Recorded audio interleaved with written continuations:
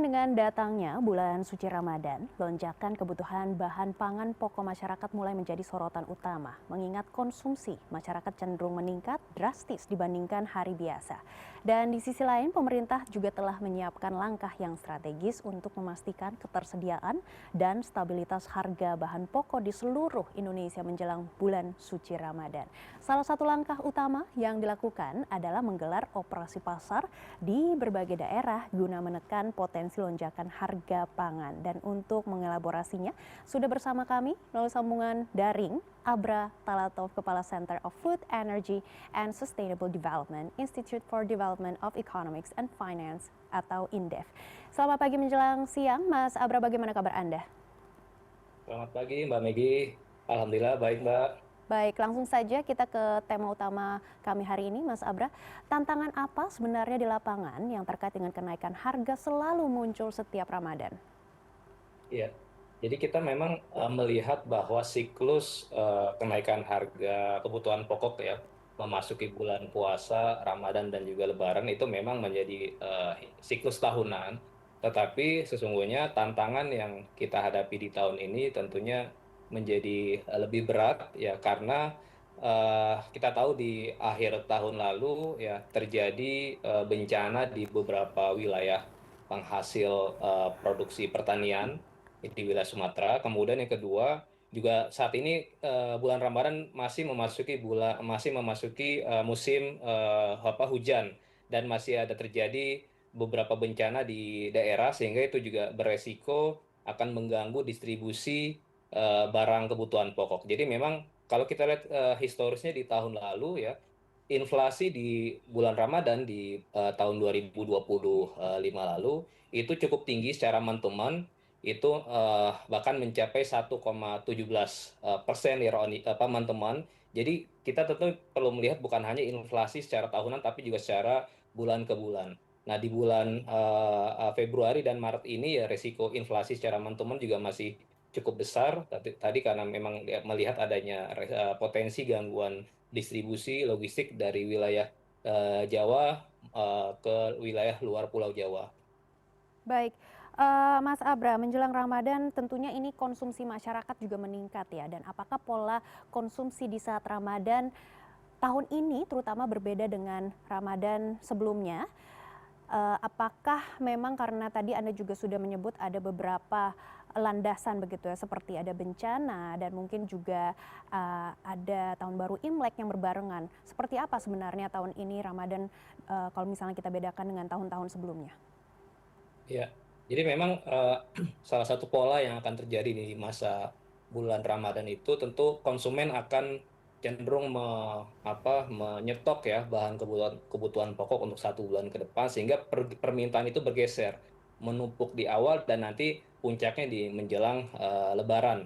Jadi sehingga tadi terjadi kenaikan demand secara drastis. Di sisi lain terjadi friksi di sisi pasokan atau supply karena persoalan panen musiman yang tidak merata, kemudian tadi faktor cuaca, biaya logistik, saya baru mendapatkan informasi juga dari kawan-kawan di bidang logistik, ada kenaikan biaya distribusi logistik ini 10-15%. Artinya kan ini juga tentu akan menyebabkan kenaikan harga kebutuhan pokok. Kemudian yang kedua juga ada fenomena kelangkaan solar di wilayah Sumatera. Nah, ini bahkan harga solar di sana ya itu di kisaran 15 sampai 20 ribu per liter. Nah, itu juga tentunya akan juga bisa menyulut kenaikan harga distribusi dan harga kebutuhan pokok di wilayah Sumatera.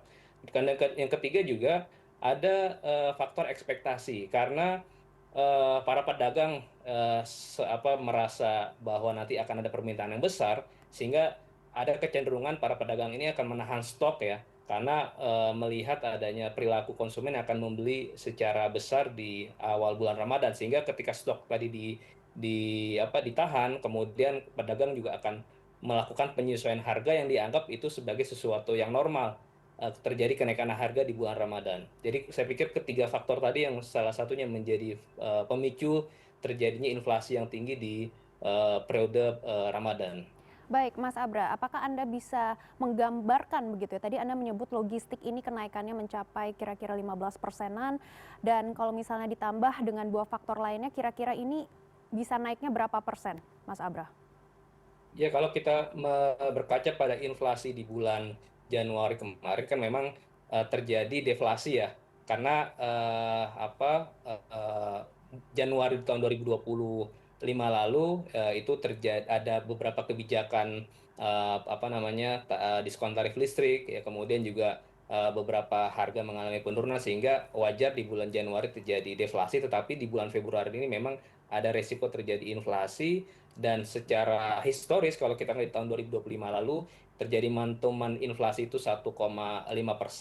Saya rasa proyeksi terhadap inflasi di bulan Februari ini bisa di atas 1,5 sampai 2% mantuman.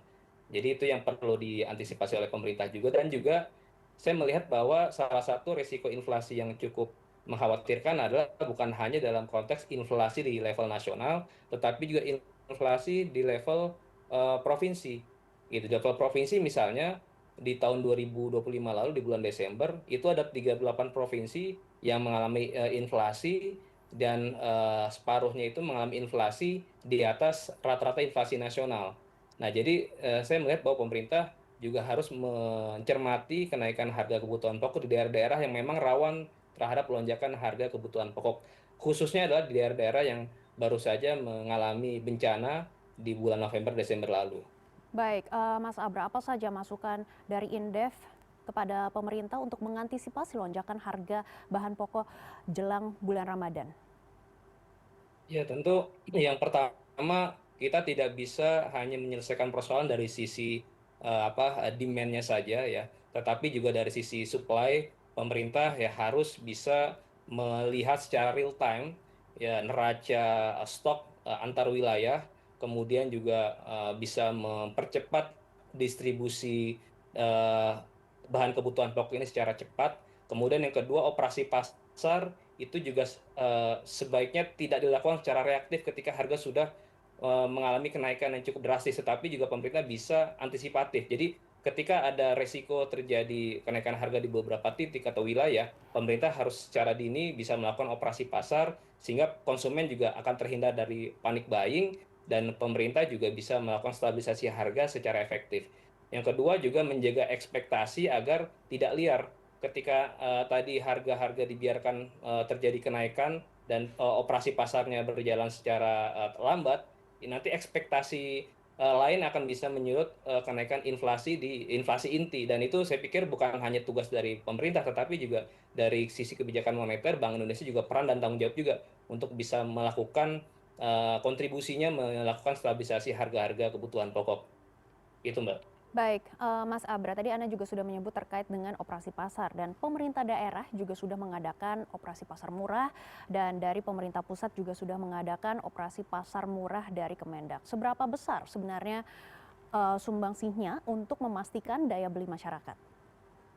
Ya, saya pikir nih efektivitas operasi pasar juga sangat ditentukan dari beberapa aspek ya. Pertama, skalanya. Ya, jadi tentu kalau operasi pasarnya hanya dilakukan di sedikit titik-titik rawan, itu juga akan menjadi tidak efektif. Makanya juga skala, volume dan intensitasnya juga harus lebih dioptimalkan lagi. Yang kemudian yang kedua adalah ketepatan sasaran.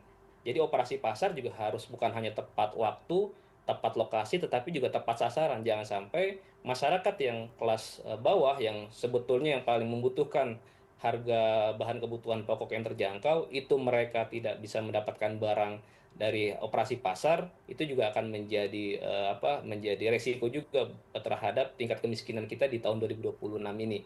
Kemudian yang ketiga juga jangan sampai operasi pasar terjadi kebocoran, merembes ke para pedagang yang nakal gitu. Harus betul-betul dipastikan operasi pasar ini barang-barangnya, komoditas pangan itu betul-betul jatuh ke masyarakat yang berhak.